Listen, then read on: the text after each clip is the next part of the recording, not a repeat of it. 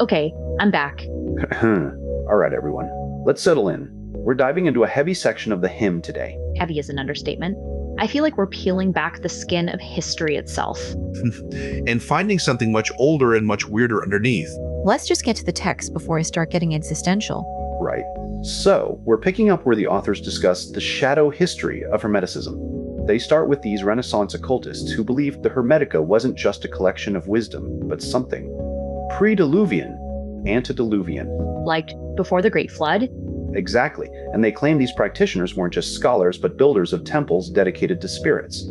They talk about these groups of practitioners in Haran, some staying put, some heading east to India and China. Wait, I love this part. Look at how they categorize them. It's like a weird ancient social media breakdown.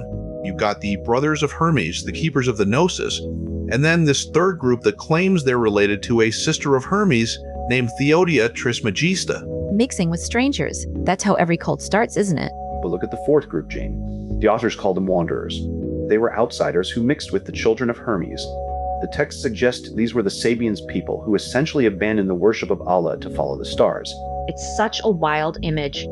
This idea of Haran as this melting pot where Christian chapels, mosques, and pagan temples all shared the same entrance. It sounds like the only place on Earth where everyone actually got along.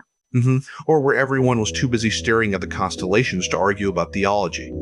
I mean, it's a beautiful sentiment, but the authors are leaning hard into the idea that this wasn't just tolerance. It was a deliberate preservation of something forbidden. Right, and that brings us to the influence of Neoplatonism. The text mentions Plotinus this idea that everything flows from the one and then returns to it. This hierarchy of mind, souls, and finally matter. It's that beautiful, rhythmic cycle. All things emerge and return. It reminds me of the breathing exercises I was doing earlier, that expansion and contraction. But then the authors throw a wrench in that peaceful view. They bring up iamblichus and theurgy. This isn't just sitting around thinking about the one. This is ritual. This is making statues and performing magic to force contact with the divine. And they tie it to Emperor Julian, the apostate.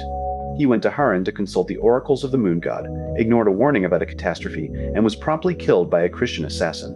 And the city of Haran was the only place in the entire Roman Empire to declare public mourning for him. That tells you everything you need to know about where their loyalties lay. That is metal. Seriously. But here's the kicker. The authors claim the real secret of these groups wasn't a hidden word or a magic spell. They quote Paris, saying the secret of initiation is simply the ability to see what is already there. Oh, I love that. It's not about adding something new. It's about removing the blindness. It's like when you finally learn to read the cards. You aren't seeing something supernatural. You're just finally seeing the patterns that were always on the table. A bit poetic, Seth. But let's look at the next chapter because it gets even more biological. Right. Chapter 13, The Serpent and the Tree. And they start with the most basic myth, Eden. But they aren't treating it as a Sunday school story. They're looking at it through the lens of archaeology and, well, agriculture. I love the part about the feminist authors claiming Eve was even the first gardener. The idea that Neolithic women were the ones who first mastered the earth planting, irrigating, creating life from the soil. It ties back to that earlier point the authors made about angel guides directing civilization. They mention Andrew Collins, who suggests that the Watchers were actually the ones who taught these women how to farm. So the fall of man was actually just the invention of the irrigation ditch? That's essentially the argument. They're framing the transition from nomadic hunting to settled farming as this massive, technological, even divine upheaval. They even link the descendants of Cain to the Sumerians, the first builders, the first smiths. It makes the curse of Cain look like a promotion. He's exiled, but his people become the architects of the Bronze Age. It's a complete reframe. Instead of a story of sin, it's a story of expansion, of the shadow side of progress. It's a lot to digest. The idea that our very foundation, our agriculture, our cities is built on the leftovers of a much older, much more alien way of interacting with the world. It certainly makes you look at a simple garden a little differently. Shall we keep going? Okay, we're moving into the heart of the matter now. We've talked about the shadow history, the agricultural shift, the builders, but now the authors stop talking about archaeology and start talking about the actual mechanics of the soul. And it starts with this beautiful, almost mathematical idea of the descent. They say life isn't just a random accident, it's a downward flow from the source, branching out into everything we see. Yeah, but it's not flowing randomly. The text says this divine mind actually creates an ideal pattern first, like a blueprint or a digital file being rendered into a 3D environment. And then the 7 rulers show up to carry out the rendering. So the physical universe is basically just the crystallized residue of a divine thought. Exactly. But here is where the authors take a massive swing at mainstream theology. They look at the Genesis story of the fall, the eating of the fruit, and they call it a destructive and false belief. Wow, they aren't just being edgy, they are outright calling the foundation of the church a piece of propaganda. Right. They're saying the fall wasn't a tragedy. They argue that when Eve ate the fruit, she didn't lose her grace, she woke up. Adam became like one of us, knowing good and evil. It's the classic unauthorized software update. You were running a basic, innocent version, and suddenly you got access to the full database of reality. And look at the consequence they highlight. It wasn't just about being kicked out of a garden. It was about losing direct contact with the angelic forces. They quote the first book of Adam and Eve, where Adam is literally mourning because he can no longer see the angels singing in the heights. That is so heavy. To go from living in a constant, visible symphony of light to just living in the dark, wondering if anything is actually there. But wait, it gets even more scandalous. They link the temptation to something much more visceral. They claim the Lord in this version of the myth wasn't the benevolent God of the Bible, but Samael or Azazel the serpent himself. They are explicitly claiming that Cain wasn't the product of a sin, but the result of a divine union between Eve and the serpent. So the first human was actually a hybrid? A product of the serpent's wisdom and human flesh? Exactly. They're saying the sin was actually a biological and spiritual breakthrough. The serpent brought this spark of knowledge and apparently the concept of sex. So, according to this, the entire history of morality is just an attempt to suppress the moment we became self-aware? That is precisely their thesis. They argue that patriarchal religions used the myth of the evil temptress to demonize women and stifle this very evolutionary impulse. It's like they're saying the serpent is actually the cosmic teacher, the one who pushed us out of the nursery and into the real world. And they even bring in Neophytes, the Serpent Brotherhood. They believe the serpent was the great teacher and the creator of all science. It's a lot to take in. The idea that the vicious snake is actually the great educator. And they tie it to the Ouroboros, the snake eating its own tail. They call it the Kukulos Anna case, the circle of necessity. This isn't just a pretty symbol. They say it's the mechanism of the soul's evolution. We descend into matter, we endure the cycles of elements, and we undergo incarnations in leathern clothing. That's our physical bodies to eventually learn enough to return to the source. So the physical world is like a classroom? A really, really difficult high-stakes classroom? Yeah. Like Madeleine Montauban said, the earth is a school where the soul moves from grade to grade. You don't graduate until you've mastered the lessons of the material plane. Which brings us to the heavy hitters, Saturn and the bull. They link this entire process of descending into matter to the influence of Saturn, the god of time, the one who brings death and decay. The witherer. The one with a scythe. But they argue that by mastering the Saturnian mysteries, by understanding the cycle of time and the alchemical marriage, the initiate can break the circle. They mention this incredible line about the Ouroboros. Make man and woman into a circle, and when you join the head to the tail, you obtain the whole tincture. The union of the masculine and feminine, the completion of the circuit. It's all connected. The serpent, the stars, the descent, the return. It's one massive cosmic loop. It's a lot of heavy lifting for one afternoon.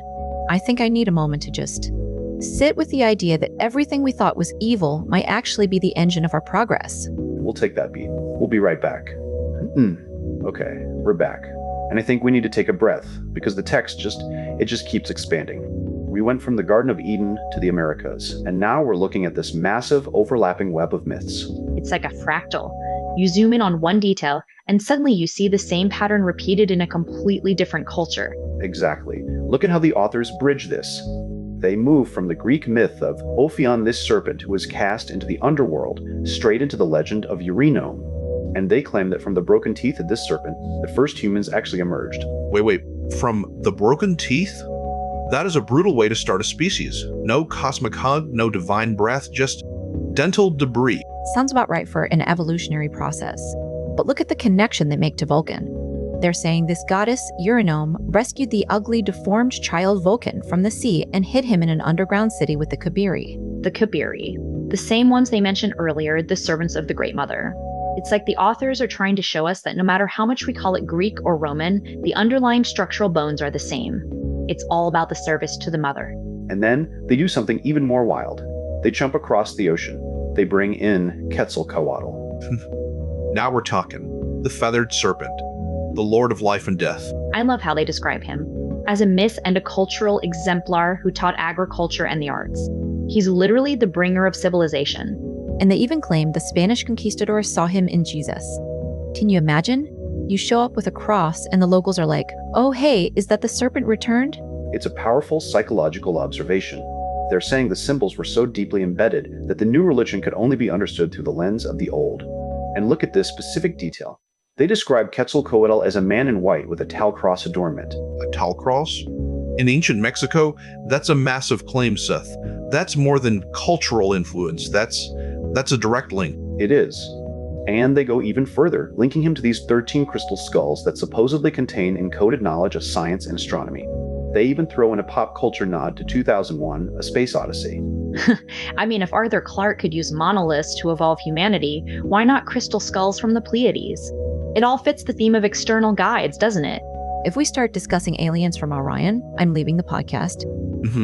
Too late, Jane. We're already halfway there. But look, there's a pivot back to the more familiar territory. The serpent on the tree. Right. They move back to the Levant, the bronze serpent of Moses. The idea that looking at the serpent could heal the sting of the bite. It's such a beautiful paradox. The very thing that causes the death is the thing that provides the cure. It's like a piece of code. If you see the snake entwined around the towel, you're looking at the fundamental tension of the universe. Or you're looking at a very effective way to keep people staring at the altar. But they aren't just talking about aesthetics, Jane. They're talking about power. They link this imagery to the Knights Templar. They mention these Masonic gem stars surrounding a serpent on a tau cross, with the inscription, "In hoc signo vinces," in this sign, you shall conquer. That's the same phrase associated with Constantine. They're tracing a direct line from ancient magic to the heart of Christian chivalry. And they even mention the sword of Seth appearing on these Templar stones. It's all coming back to that shadow history we started with. The idea that the official history is just a thin veneer over something much more primal. Which leads us directly into the most controversial part of this section. The identity of the Earth Angel. Here we go. The Dark Angel argument. They start by acknowledging the standard view. Sandalphon, the ruler of Malkuth, the Earth. But then they bring in the subversive tradition. They claim the true Archangel of Earth is Lumiel, or Lucifer. The light of God. But they call him a dark angel. How does light of God become dark? Because of the function, Paco. They quote Dion Fortune. Here she says the title Dark Angel is given to him because he rules over karmic debt. He governs the Valley of Tears. He is the one who manages the heavy, the difficult, the material. So he's not evil in the way we think. He's just the administrator of the hard stuff. The weight of existence. Sounds like my job description on a Monday morning. Exactly. And they mention this magical square, the Table of Lumiel, designed to protect the soul from the grips of karma. So, the darkness isn't an absence of light, it's the density of the material world. It's the friction of being alive. And they end on this incredible tension that contrasts Lumiel with Metatron, the ruler of Kether, the highest point.